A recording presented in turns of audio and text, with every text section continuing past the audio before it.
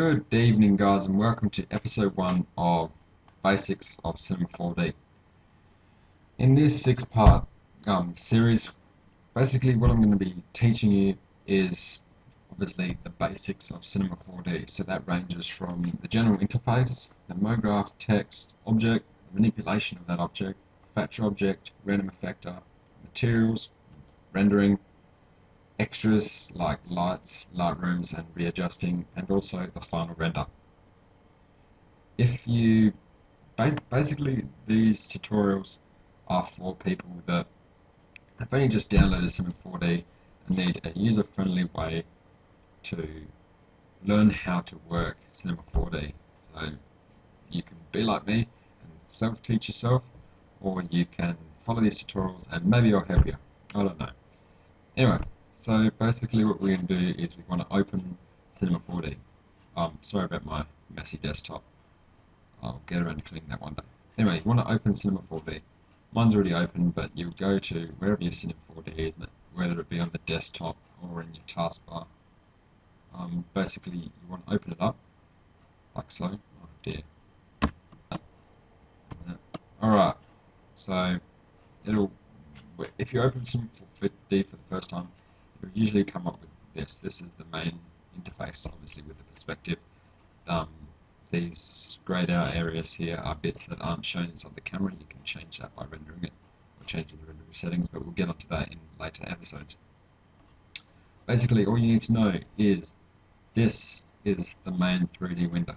You can pan it by clicking this button here, moving it right, left, or whatever way. I'll start from here.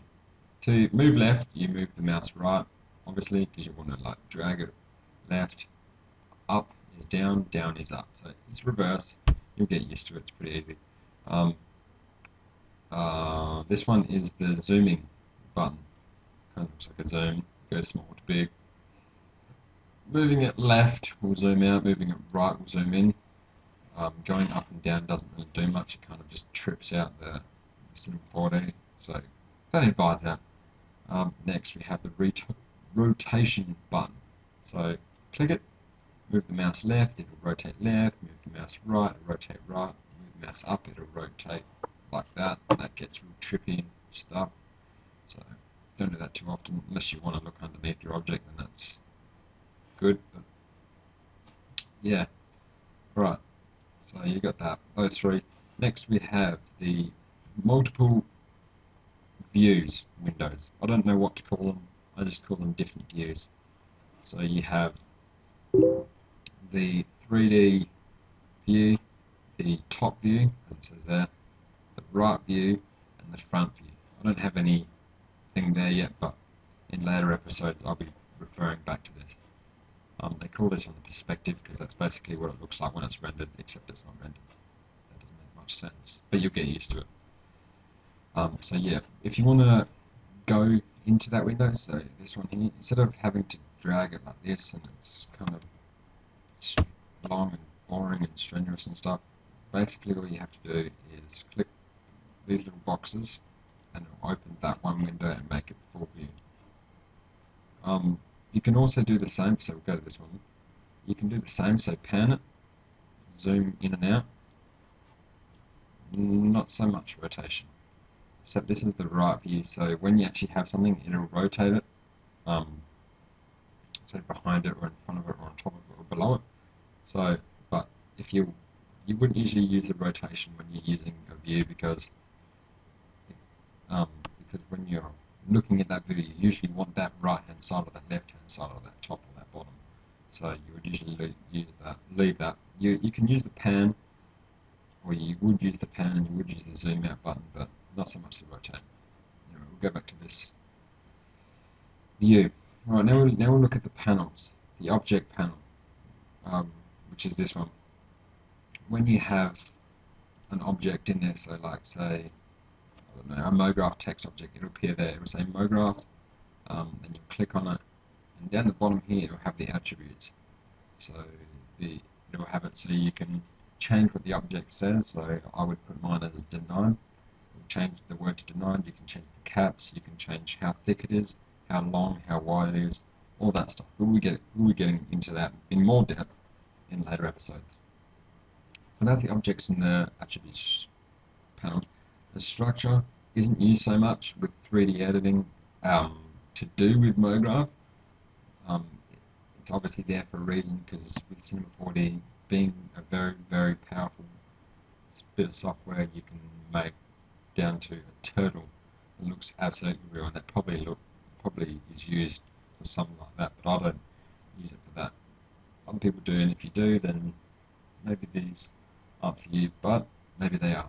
Maybe you have to go on something more expert, because I'm not that guy. Next thing, we have the materials panel. So from here, this is kind of the fun part, where you get to choose the color of everything. You go to File, New Material, or you can load a preset if you have any, or if you want to use one of theirs. That will appear down here. You can change the name on them by double-clicking the, oops, there it is, by double-clicking the tag. You can edit them. I can't really show you much else here until we're actually onto that episode. So we'll just leave that. Next is the coordinates.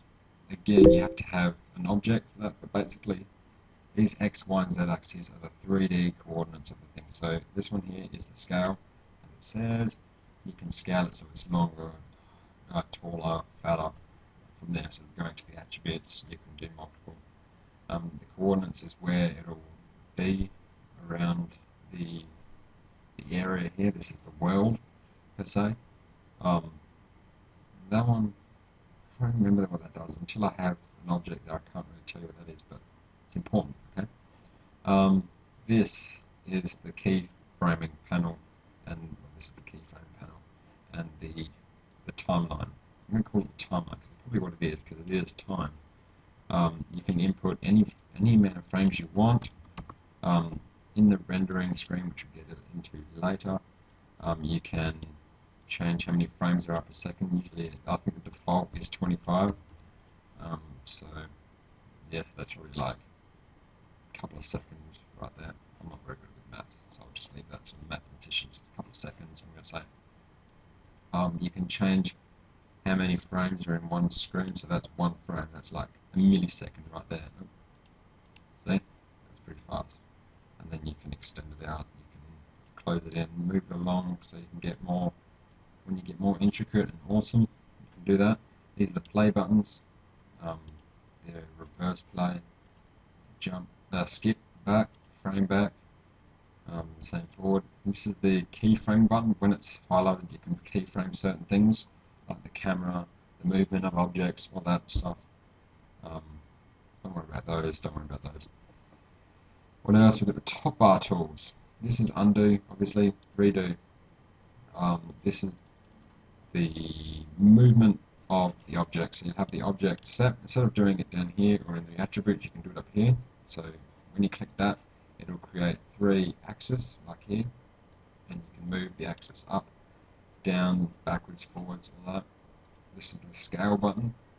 Scale it out, scale it up, and scale it in and out like that. The rotation, so it will create a sphere in which you can rotate right, left, up, down, diagonally. It's really cool. You can take away different axes. Don't know why you want to. These, that's the render screen, full render and render settings. Oh yeah, that's the objects, 3D objects, motions. I'm pretty sure motions. Maybe I'm wrong. I've never used that yet. NURBS, oh, they're cool. I'll show you them later. In later episodes, you can make some sweet logos with that to do with Photoshop. Yeah, that's pretty cool. They're like 3D objects, arrays, so you can create like boxes spinning in circular motion. More effects, but those are more for the experts. Lights, cameras, action, and floors.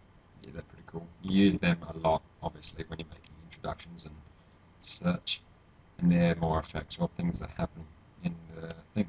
So you have the in your project.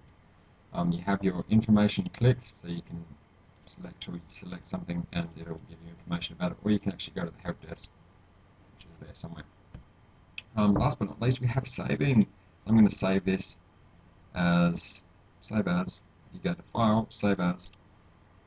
I'm going to put mine on desktop, make it even more dirty. You don't have to, you can put yours in whatever file. And I will do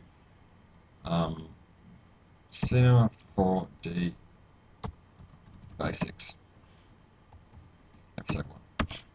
So we're going to save it as, save it there. Then I don't want to close out of it, but it says what it's saved as up there. Get out of it, and you'll have it somewhere. There it is. As it has a little Cinema 4D emblem. Then what I saved it as, double click on it, it'll open it. Yes, it'll open it, and thank you for watching. Next episode is on low graph text objects and manipulation, so stay tuned for more. Thanks.